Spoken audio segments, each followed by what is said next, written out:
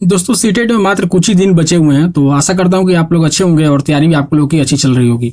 इतने कम समय में आपको तैयारियां ज़्यादा करनी है, तो केवल आप लोग प्रैक्टिस करते रहिए, क्वेश्चन से सेट बनाते रहिए और PYQ यानी प्रीवियस ईयर क्वेश्चन को बनाते रहिए। और जितना आप पढ़ चुके हैं बस उतना ही पे उसको प्रैक्टिस करते रहिए, ज़्यादा थ्योरी के चक्कर में मत पड़िए। तो आज का क्लास बहुत इंपॉर्टेंट है, तो आप लोग वीडियो को लाइक कर चैनल को सब्सक्राइब कर लीजिएगा और अपने दोस्तों में भी शेयर कर लीजिएगा। चलिए आज का प्रश्न देखते हैं। आपके समक्ष पहला प्रश्न है, 1920 में सर जॉन मार्शल ने सिंधु घाटी सभ्यता की खुदाई का काम शुरू किया हुआ था। तो आपको बतलाना है कि निम्नलिखित में से किसके नेतृत्व में मोहनजोदड़ो की खोज की गई थी। 1920 में जब सर जॉन मार्शल द्वारा सिंधु घाटी की सभ्यता खुदाई की जाए तो इनके साथ में दो भारतीय पुरातत्वविद थे। पहला दयाराम साहनी और दूसरा राखलदास बनर्जी। तो राखलदास बनर्जी ने मोहनजोदड़ो की खुदाई का नेतृत्व किया था और दयाराम साहनी ने हड़प्पा का जिम्मा लिया हुआ था खुदाई का। ठीक है, तो इसलिए इस प्रश्न का आंसर हमारा क्या हो जाएगा, ऑप्शन सी करेक्ट हो जाएगा। चलिए बढ़ते हैं अगले क्वेश्चन की ओर। समय कम है और क्वेश्चन ज्यादा बनाने हैं। चलिए अगला क्वेश्चन देखते हैं। अगला क्वेश्चन दिया हुआ है, प्राचीन काल के वेदों का बहुत महत्व था, उनमें से सबसे प्राचीन वेद ऋग्वेद को माना जाता है। तो आपको बतलाना है कि ऋग्वेद के तृतीय मंडल की रचना किसके द्वारा की गई थी। देखिए भारत की सबसे प्राचीन धर्म ग्रंथ वेद है और जिनकी संख्या कितनी है, 4 है। इनकी बात करें तो पहला हो जाएगा ऋग्वेद, दूसरा सामवेद, यजुर्वेद और अथर्ववेद। तो ऋग्वेद को सबसे प्राचीन वेद माना जाता है और ऋग्वेद के तीसरे मंडल की रचना की बात करें तो विश्वामित्र के द्वारा यह किया गया था। तो इस प्रश्न का सही आंसर क्या हो जाएगा, ऑप्शन डी हमारा करेक्ट हो जाएगा। चलिए अगला क्वेश्चन देखते हैं। थर्ड नंबर क्वेश्चन है, निम्नलिखित में से कौन सा कथन जातक कथाओं के विषय में सही दिया गया है। जातक कथाओं के बारे में प्रश्न अक्सर पूछे जाते हैं सीटेट में। इनकी रचना मौर्य काल के विद्वानों द्वारा की गई थी तथा इनका संकलन भी विद्वानों के द्वारा किया गया था। ये ऑप्शन गलत है क्योंकि इनकी रचना मौर्य काल के विद्वानों द्वारा नहीं की गई थी। ऑप्शन बी है, इनकी रचना जैन समर्थकों द्वारा किया गया था और इनका संकलन जैन समर्थकों द्वारा ही किया गया था। ये भी गलत हो जाएगा। इनकी रचना सामान्य लोगों द्वारा किया गया था और बौद्ध भिक्षुओं द्वारा लिखा गया और उनका संकलन भी किया गया। ये हमारा ऑप्शन सही है। अगला भी देख लेते हैं। इनकी रचना बौद्ध भिक्षुओं द्वारा किया गया, जिन्हें सामान्य लोगों द्वारा लिखा गया, उन संकलन किया गया। ऑप्शन गलत है। तो इसलिए इस प्रश्न का सही आंसर क्या हो जाएगा, ऑप्शन सी हमारा करेक्ट हो जाएगा। क्योंकि जातकों की रचना सामान्य लोगों द्वारा की गई थी और बौद्ध भिक्षु जो है उनके द्वारा लिखा गया और संकलन किया गया था। ठीक है, इस जातक कथाओं में बुद्ध के पूर्व जन्मों का कथात्मक वृत्तांत इसमें दिया गया है। चलिए अगला क्वेश्चन देखते हैं। फोर्थ नंबर क्वेश्चन है, निम्नलिखित में से कौन सा ऐसा शासक था जो लगभग 2000 वर्ष पूर्व रेशम मार्ग पर नियंत्रण रखने के लिए सर्वाधिक प्रिय था। बहुत बार क्वेश्चन पूछा गया है, मोस्ट PBI क्वेश्चन है ये। ठीक है, सिल्क रूट के नाम से भी आया था। सिल्क रूट पर कौन सा शासक नियंत्रण करता था। तो देखिए इस प्रश्न का सही आंसर हमारा क्या हो जाएगा, कुषाण हो जाएगा, ऑप्शन बी। और यहाँ पे ये वंश दिया गया है, किस वंश का शासक था। वही अगर नाम दे दे कि किस शासक ने किया था तो क्या हो जाएगा, कनिष्क हो जाएगा। क्योंकि कुषाण वंश का ही शासक था कनिष्क, जिसने चीन से रोम तक जाने वाले सिल्क रूट यानी रेशम मार्ग पे जो तीनों शाखाएं हैं उस पे अपना अधिकार कर लिया हुआ था। ठीक है, चलिए अगला क्वेश्चन देखते हैं।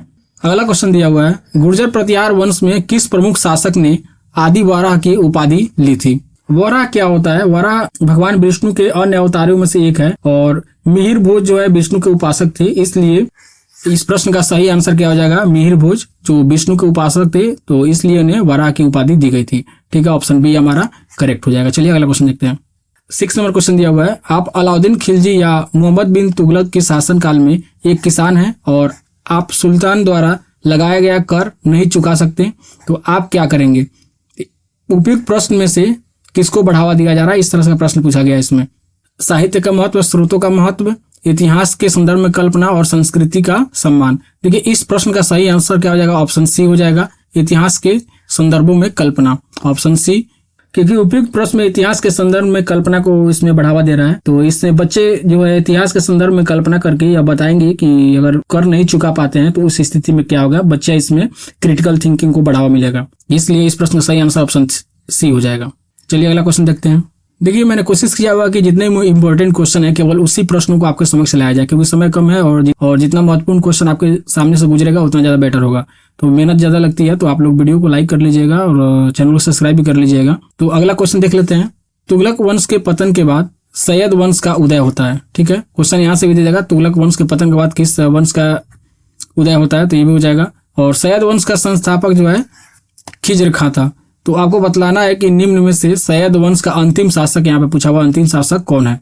पूरे सैयद वंश का अगर समय देखा जाए तो 1414 से 1451 तक की अवधि को बोला जाता है।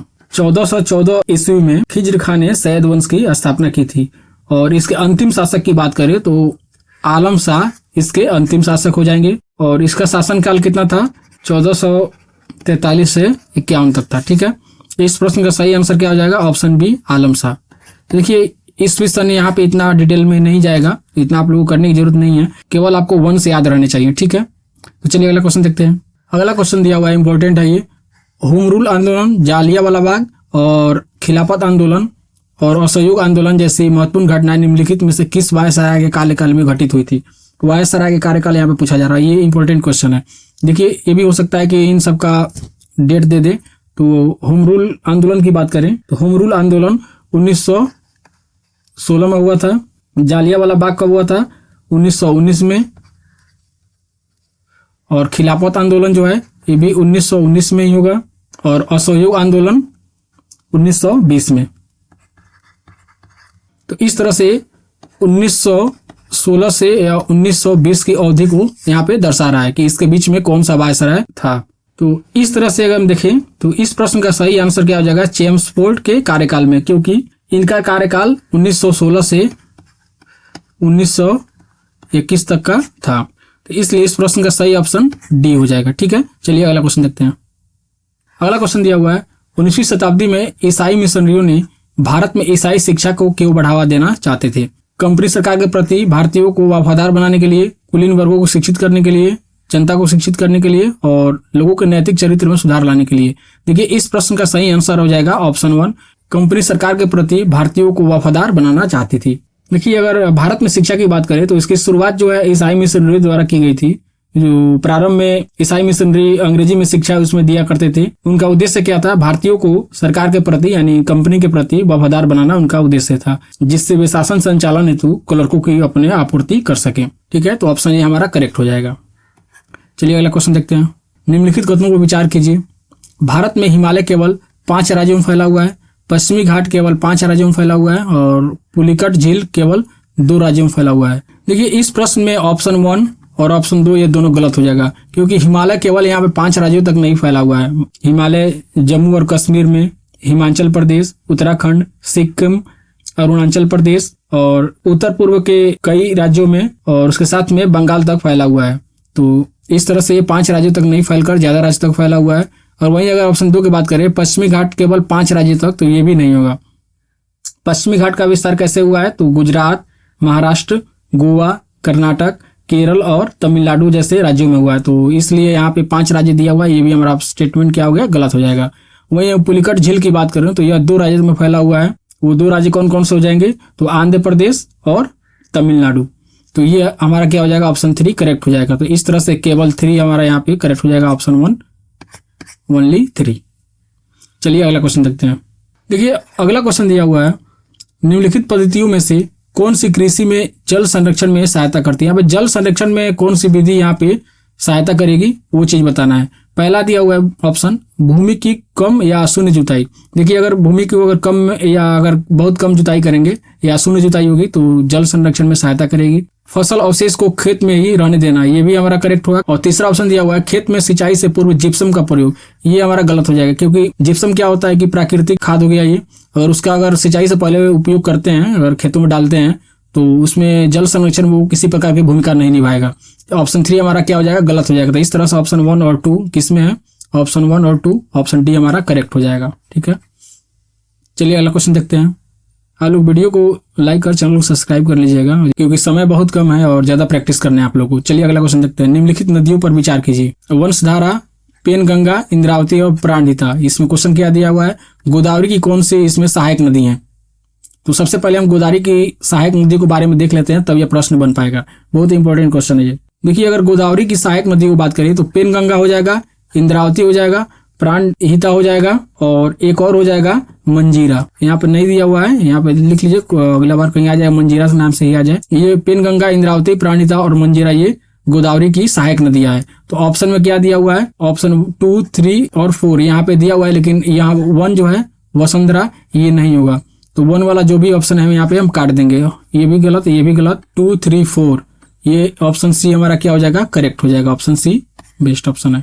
चलिए अगला क्वेश्चन देखते हैं। अगला क्वेश्चन दिया हुआ है, गंगा के निचले मैदान की यह विशेषता है कि यहाँ वर्ष भर जलवायु उच्च तापमान के साथ आर्द्र भी बनी रहती है। तो इस क्षेत्र के लिए निम्नलिखित फसलों के युग्म में से कौन सा युग्म सबसे उपयुक्त माना जाता है। यानी गंगा के निचले मैदान में कौन कौन सी फसलें वहां पे उगाई जाती है। धान, कपास, गेहूं, जूट, धान और जूट, और गेहूं और कपास। अगर आप लोगों को आंसर पहले से पता हो तो आप लोग मुझसे पहले कमेंट में बता दीजिए, जिससे मुझे पता चलेगा कि आप लोग का जो लेवल है तैयारी का वो कहाँ तक है। देखिए गंगा के निचले अगर मैदान की बात करें तो इसमें कौन कौन सा क्षेत्र आता है। इसमें पश्चिम बंगाल और पूर्वी बिहार इसमें शामिल किए जाते हैं, जहाँ पे तापमान कैसा होता है, काफी उच्च होता है और जलवायु आर्द्र होती है। तो धान और जूट के लिए यह जो एरिया होता है सबसे बेस्ट होता है। ऑप्शन सी हमारा धान और जूट हो जाएगा, और rice and jute, option C हमारा बेस्ट ऑप्शन होगा।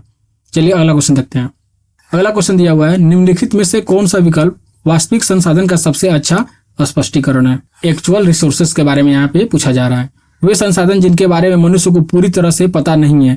वास्तविक संसाधन क्या होता है, ये वैसे संसाधन होते हैं जो हमारी प्रकृति में आसानी से उपलब्ध होते हैं और उनके बारे में मनुष्य को पता होता है। ऑप्शन बी देखिए, वर्तमान में उपयोग के लिए उपलब्ध संसाधन, ये हमारा सही है।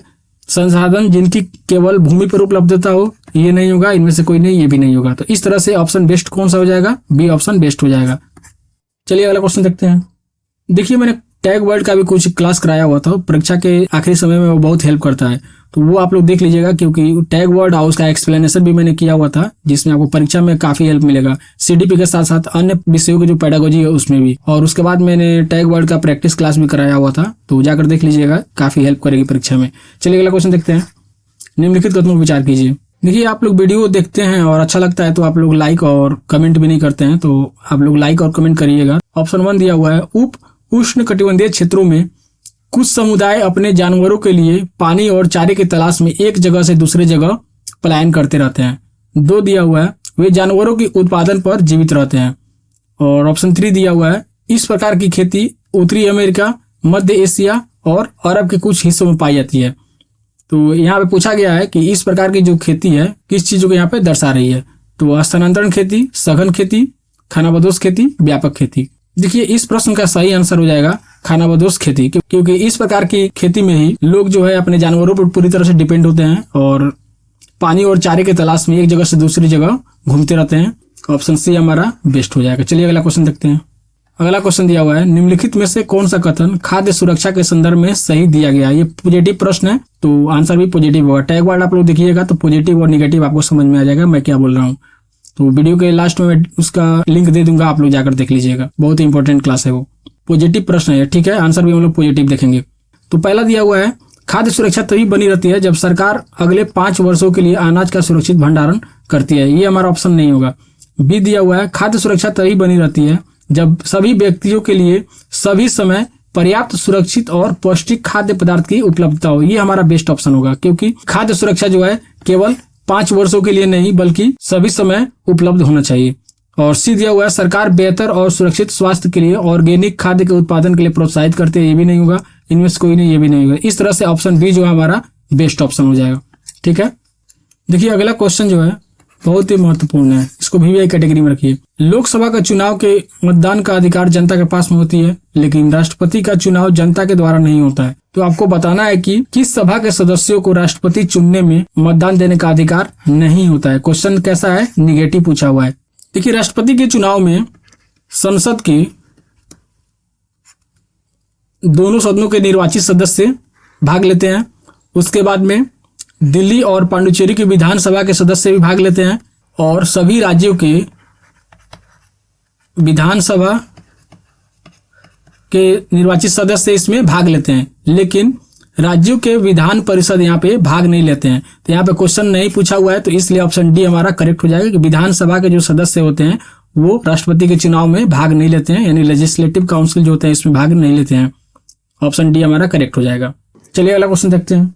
1989 में किस संविधान संशोधन में लोकसभा और विधानसभा के चुनाव के लिए मतदान की जो सीमा है, उम्र सीमा, उसको 21 वर्ष से घटाकर 18 वर्ष कर दिया गया था। पहले क्या था, 21 वर्ष था, अब उसको हटा करके 18 वर्ष कर दिया गया है। देखिए इस प्रश्न का सही आंसर हो जाएगा 61वां संशोधन। ठीक है, ऑप्शन बी हमारा करेक्ट हो जाएगा। 1989 में भारतीय संविधान के अनुच्छेद 326 का संशोधन किया गया और इस संशोधन में मताधिकार का जो आयु है वो 21 वर्ष से घटा करके 18 वर्ष कर दिया गया था। चलिए अगला क्वेश्चन देखते हैं। 19 नंबर क्वेश्चन दिया हुआ है, राज्य सरकार के कार्यों पर चर्चा करते हुए स्वास्थ्य, जल, यातायात, इन सभी मुद्दों पर चर्चा अगर कर रहे हैं तो इससे विद्यार्थियों में क्या होगा। पहला ऑप्शन है, विद्यार्थियों को इन क्षेत्रों में सरकार की भूमिका को बाद में करवाया जा सके। ये ऑप्शन हमारा नहीं होगा, गलत है ये। विद्यार्थियों को सभी के लिए बेहतर सुविधाएं पाने हेतु आंदोलन आयोजित करने के लिए सजग किया जा सके। देखिए यहाँ पे आंदोलन आयोजित किया जाएगा, ये भी यहाँ पे गलत हो जाएगा। विद्यार्थियों को इन मुद्दों पर उनकी राज्य द्वारा किए जाने वाले प्रयासों की जानकारी मिल सकेगी। ये भी नहीं होगा। अगला देखते हैं ऑप्शन डी, विद्यार्थी इन मुद्दों को समझने और इन पर आलोचनात्मक विचार बनाने के लिए स्वतंत्र रूप से कार्य करेंगे। तो इस तरह से यहाँ पे क्रिटिकल थिंकिंग की बात बोल रहा है। विद्यार्थी जो है इस मुद्दों को समझेंगे और उस पर आलोचनात्मक अपना चिंतन करेंगे। तो ऑप्शन डी हमारा बेस्ट हो जाएगा। जहां भी आपको आलोचनात्मक चिंतन दिख जाए वहां पर आंख बंद करके, अगर क्वेश्चन पॉजिटिव रहे तो वहां पर आंख बंद करके आप लोग टिक कर दीजिएगा। ऑप्शन डी हमारा करेक्ट हुआ। चलिए अगला क्वेश्चन देखते हैं। अगला क्वेश्चन है, समाज में विविधता होने के कारण हमारी पाठ्य पुस्तक किस प्रकार की होनी चाहिए। समाज में काफी डाइवर्सिटी है, तो इसी चीज को ध्यान में रखते हुए पूछा गया यहाँ पे कि जो टेक्स्ट बुक है हमारी कैसी होनी चाहिए, उसकी डिजाइन। ठीक है, पहला ऑप्शन है, पाठ्य पुस्तक ऐसा होना चाहिए कि सभी क्षेत्रों एवं सामाजिक समूहों का उससे जुड़ाव हो। ये तो स्टेटमेंट ठीक है। अगला भी देख लेते हैं, बच्चों को अच्छा नागरिक बनाने के सरकार के दृष्टिकोण को प्रतिबंधित करना चाहिए। ये यहाँ पे नहीं होगा। चलिए अगला भी देख लेते हैं, अलग अलग क्षेत्रों के लिए अलग अलग पाठ्य पुस्तक, ये तो नहीं होगा। उपयुक्त में से कोई नहीं, ये भी नहीं होगा। तो इस तरह से इस प्रश्न का सही ऑप्शन क्या हो जाएगा, ऑप्शन ए हमारा बेस्ट ऑप्शन होगा। ठीक है, कि पाठ्य पुस्तक इस तरह की होनी चाहिए कि सभी क्षेत्रों और सामाजिक समूहों को उनसे जुड़ा हो। चलिए अगला क्वेश्चन देखते हैं। देखिए 21 नंबर क्वेश्चन दिया हुआ है, रोहन प्राथमिक विद्यालय का एक शिक्षक है और उसकी कक्षा में एक विद्यार्थी है और उससे व्यक्तिगत समस्या के बारे में चर्चा करना चाहता है अपने टीचर से। ठीक है, तो उस स्थिति में उस टीचर को क्या करना चाहिए, उसका क्या कर्तव्य होता है।